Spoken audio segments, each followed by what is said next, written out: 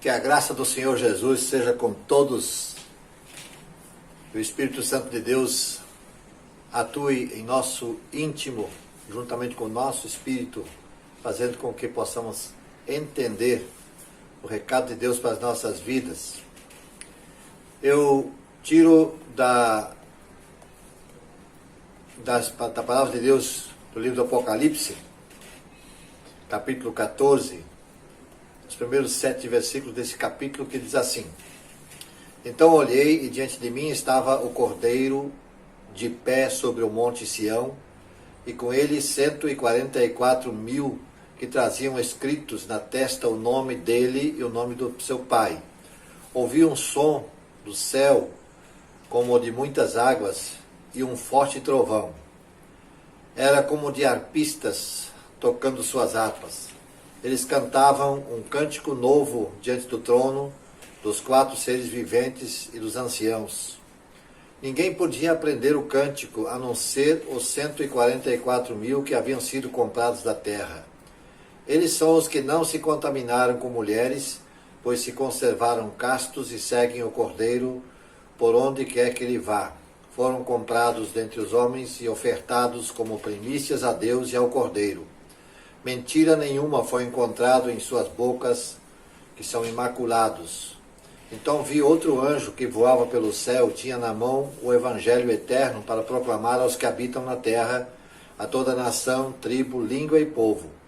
Ele disse em alta voz: Temam a Deus e glorifiquem-no, pois chegou a hora do seu juízo. Adorem aquele que fez os céus, a terra, o mar e as fontes das águas. Apocalipse 14, de 1 a 7.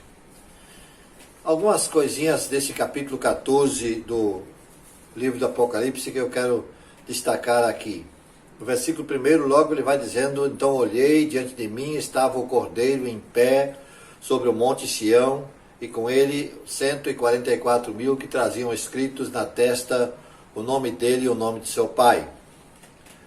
O monte Sião é sinônimo para Jerusalém, colocando em evidência o local onde foi construído o templo. 144.000 traziam na fonte escrito o nome de Deus no lugar do nome da besta, que ele fala em Apocalipse 13, versículo 17. E o objetivo desse contraste entre a marca da besta e o nome de Deus escrito na testa pode então diferenciar o que é um grupo e o que é outro grupo, quem é de quem. Inclusive, há quem pense que pode ser um sinal visível apenas no céu, em um novo céu, uma nova terra. Não fica claro isso não. Depois diz: ouvi um som no céu como de muitas águas, de um forte trovão, era como o de arpistas tocando suas harpas, cantavam um cântico novo diante do trono, etc, e etc. Um cântico novo. Provavelmente é aquele cântico cantado diante do trono que diz em Apocalipse 5, 9 e 10, como uma canção que é sobre a redenção e a vitória de Cristo, ou a vitória daqueles que confiam em Cristo.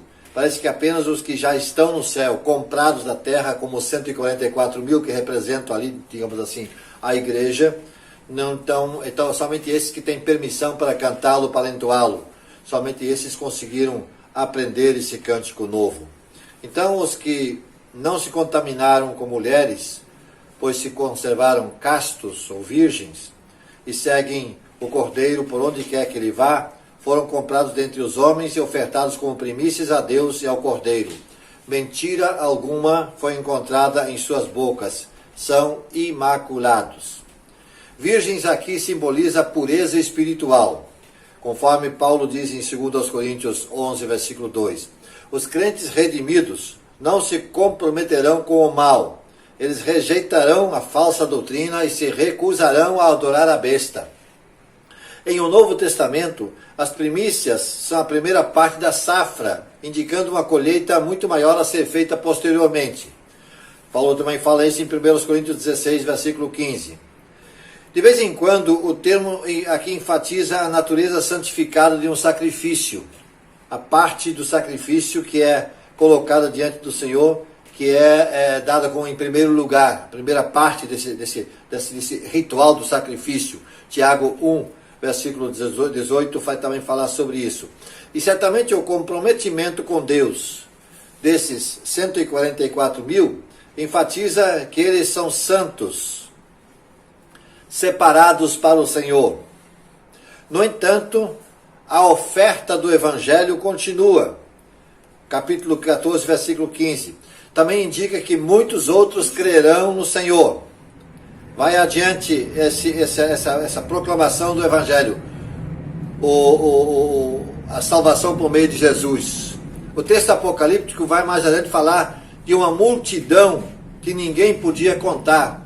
Estava lá reunida. Não era somente 144 mil, que é um número representativo.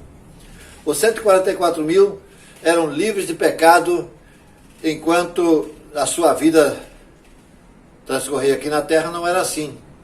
Eles eram pecadores como qualquer de nós. Mas lá já estavam fora dessa dimensão. Na visão de João, ele está vendo esses 144 mil já isentos, imaculados, puros, não mais sujeitos às coisas dessa terra. Não estava mais sujeitos a engano. Na sua boca não havia enganos, pois um dia tiveram um encontro com o Salvador, portanto eram salvos e irrepreensíveis em relação ao seu testemunho referente a Cristo. Em especial, não tinham participação na falsidade. Eles eram irrepreensíveis e sem engano, porque recusaram-se a usar a marca da besta. Então vi outro anjo que voava pelo céu e tinha na mão o Evangelho eterno, para proclamar aos que habitam na terra, a toda nação, tribo, língua e povo.